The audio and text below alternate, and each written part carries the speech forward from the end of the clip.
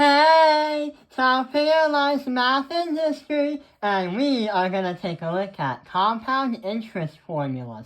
So the goal of this video is we're not going to do any math, but we're going to try and help you understand where the next unit is all about logarithms. And we're going to show you 3 different formulas that can apply to logarithms, such as the most common one is compound interest. So in the finance world, compound interest is mostly used to understand that money builds over time, but is controlled by a certain rate.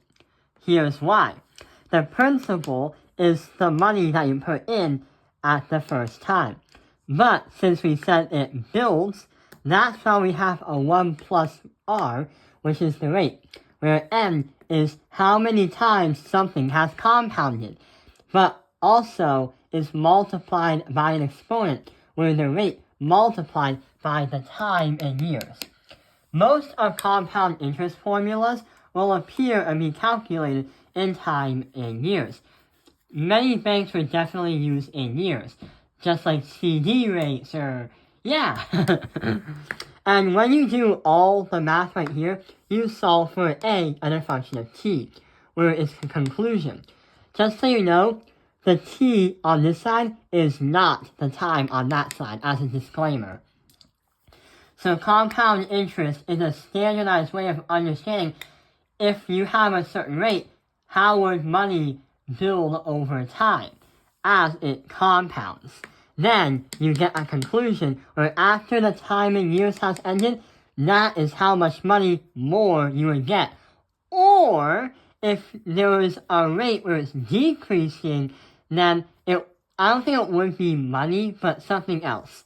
But yeah, this is the compound interest. But there's something more dangerous than compound interest if we can't compound in a certain number of time. What happens if we can compound continuously? So this formula is very, very dangerous, also known as the PERT formula. The reason why is it will compound by itself radically high and radically low. So whatever you put in its principal, Euler's constant is something in mathematics that was founded during the 1500s that understands and helps build the compound interest formula.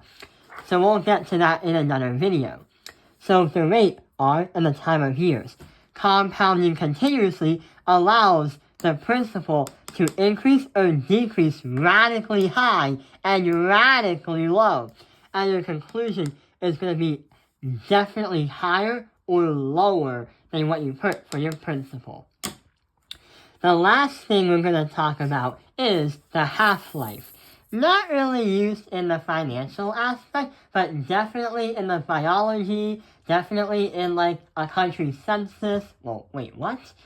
And definitely chemistry.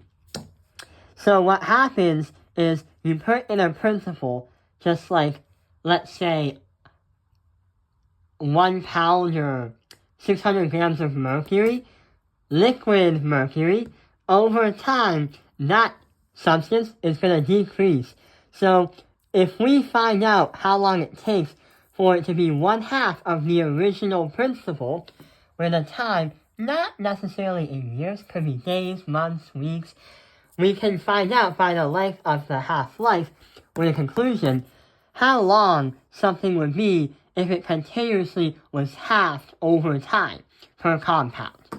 So, if you put in a principal, this formula is helpful for understanding how long it would be as half value as it was before. So yeah, that is how we can apply real-life scenarios of understanding compound interest formulas, where the next few videos will be all about logarithms and how to graph them. I hope this video has helped you understand compound interest formulas. Thank you for watching Top Analyze Math Industry.